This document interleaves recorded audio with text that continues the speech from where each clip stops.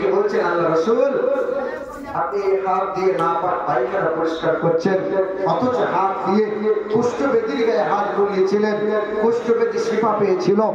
অন্ধ ব্যক্তির চোখে হাত বুলিয়েছিলেন, অন্ধ ব্যক্তির চোখে জ্যোতি ফিরেছিল।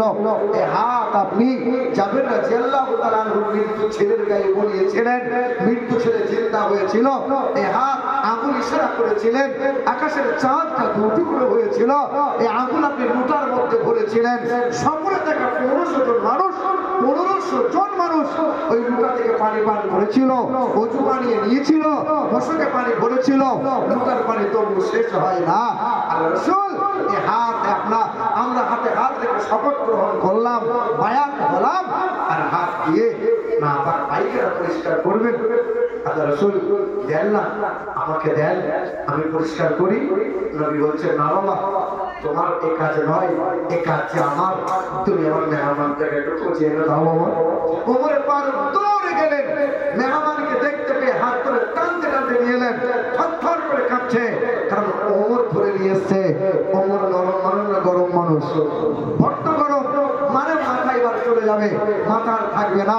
জি, সেই সময় মুসলিম ব্যক্তিটা চেয়েছে দেখছে যে আমি যে পায়খানা করেছিলাম বিছানায়, নবী আমার সেই পায়খানা পরিষ্কার করে আফসোস করছেন আর মনে মনে ভাবছেন, যিনি বিশ্বের সভাপতি, যিনি বিশ্বের ন্যায় বিচারপতি, যিনি বিশ্বের মানবতার বন্ধু, মানব জাতির কল্যাণকর্তা, বিশ্বের প্রধান সেনাপতি, বিশ্বের ন্যায় রাষ্ট্রমন্ত্রী, পররাষ্ট্রমন্ত্রী, কল্যাণকর্তা, মুক্তির দূত জানাবে মুহাম্মদ রাসূলুল্লাহ, তিনি আজকে আমার পায়খানা পরিষ্কার করছেন।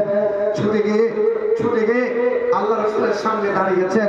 নবী উঠে বলছেন, বাবা তোমার খুব কষ্ট হয়েছিল বলো, তোমার খুব ব্যথা পেয়েছিল বলো, তোমার অসুবিধা হয়েছিল, আমি তোমাকে ঠিক মতো খোঁজ খবরটাও রাখতে পারি নাই, তুমি আমাকে ক্ষমার দৃষ্টিতে দেখো, তুমি আমাকে মাফ করে দাও।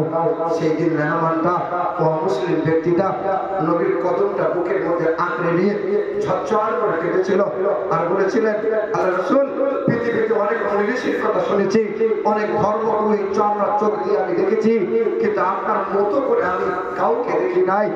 আল্লাহ পাক যে আপনাকে এক অতুলনীয় করে বানিয়েছে। আল্লাহ রাসূল আপনার কদম দুটো বুকে আঁকড়ে নিয়েছি, আপনি আমাকে পায়ে কদমের তলায় একটু জায়গা